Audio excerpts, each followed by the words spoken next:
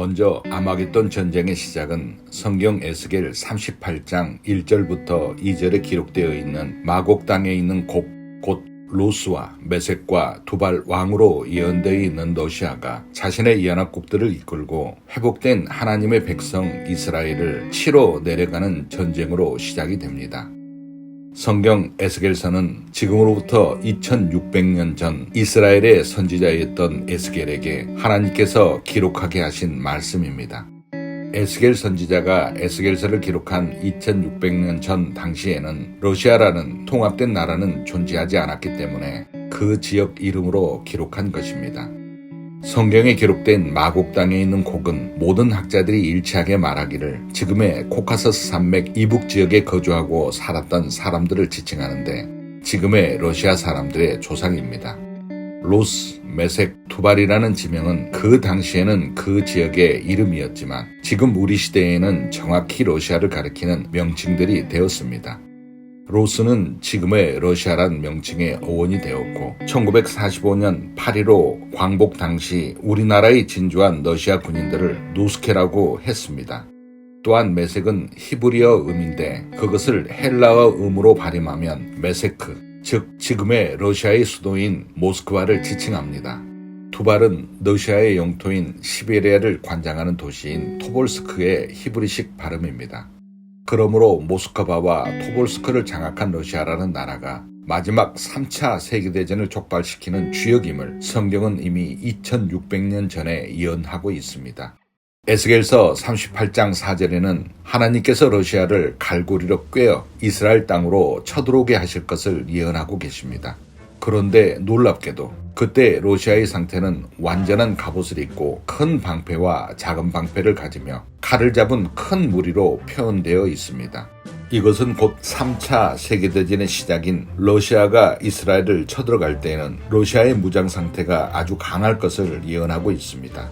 그런데 그 말씀처럼 지금 우리 시대의 러시아는 어마어마한 군사력과 무장을 갖췄음을 봅니다. 에스겔서 38장 10절로 12절에는 러시아의 마음에 악한 생각과 꾀가 나서 전 세계에 흩어졌다가 다시 돌아와 큰 재물과 부를 가지고 있는 이스라엘을 치러 올 것을 말하고 있습니다. 아까 하나님께서 러시아를 꿰어 끌어내릴 갈고리를 말씀하셨는데 그 갈고리는 러시아에게서 스스로 일어나는 악한 생각과 계획입니다. 그것은 곧 이스라엘의 재물과 부와 물건을 빼앗고 놀아가려는 목적입니다. 그런데 우리 시대의 러시아는 군사력은 강하지만 경제력은 너무 피폐해진 상황입니다. 러시아 국내에 극심한 인플레이션과 식량난 그리고 생필품 부족 사태를 겪고 있습니다. 1993년 당시 옐친 러시아 대통령은 러시아 경제 파탄을 선언했고 1998년 8월에는 국가 모라토리엄 곧 국가부도를 선언하였습니다. 그로 인하여 노태우 대통령 당시 우리나라가 러시아에 빌려줬던 14억 7천만 달러의 차관을 결국은 받지 못했습니다. 이후 불곰 사업이라고 하여 차관 대신 군사장비와 방산 물자 등을 러시아에서 받았던 적도 있습니다. 푸틴이 러시아의 실권을 장악하면서 조금 나아졌다고는 하나 러시아의 경제 상황은 거의 비슷한 상태임을 우리는 지금 보고 있습니다. 그런 상황에서도 러시아는 군사력 증강을 계속했고 경제력은 약하지만 군사력은 강한 기형적인 나라가 되어 있습니다. 힘은 무지하게 센데 배가 너무 고픈 악한 불안당은 결국 강도짓을 할 수밖에 없는 이치인 것 같습니다.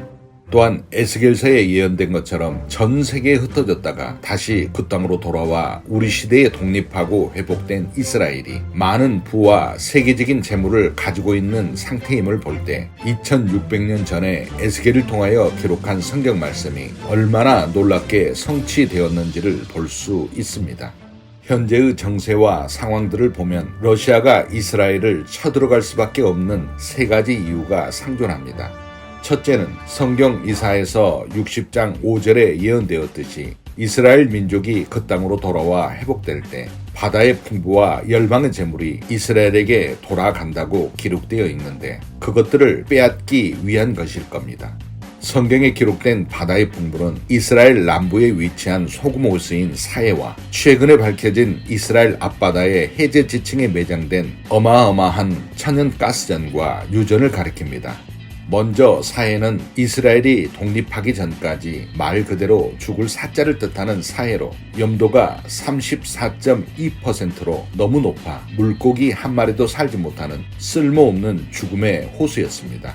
그런데 이스라엘이 독립한 이후에 사해에 어마어마한 광물질들과 자원이 녹아있다는 사실이 밝혀졌고 현재 사해 물속에서 그 광물질들과 자원들을 뽑아내고 있습니다. 사해는 해발고도 곧 해수면으로부터 420m 아래에 위치하며 지구상에서 가장 낮은 지역으로 남북으로 67km이고 동서로 18km의 넓은 호수입니다. 갈릴리 호수로부터 흐르는 물이 요단강을 거쳐 매일 평균 500만 톤씩 사해로 흘러듭니다. 사해로 흘러든 물은 사해가 지구상에서 가장 낮은 지역이기에 그 어느 곳으로도 흘러가지 못하고 그 지역의 기온이 워낙 높아 오직 햇볕에 의한 증발만이 가능한 곳입니다. 그렇게 수천 년 동안 증발이 되는 과정에서 많은 광물질과 자원이 녹아있는 자원의 보물창고가 된 것입니다. 사해에 녹아있는 광물질과 자원의 가치가 미국, 영국, 프랑스 3개 국가의 모든 재산을 합친 것보다 많다 합니다. 지금 현재는 사해에서 우라늄을 비롯한 많은 자원들을 뽑아내고 있습니다. 또 하나는 석유가 한 방울도 나지 않던 자원 빈국 이스라엘의 지중해 앞바다에서 2000년부터 2010년까지 발견된 레비아탄을 비롯한 4군데의 천연 가스전에서는 천연 가스가 발견되었고 시펠라 유전에서는 석유가 발견되었습니다.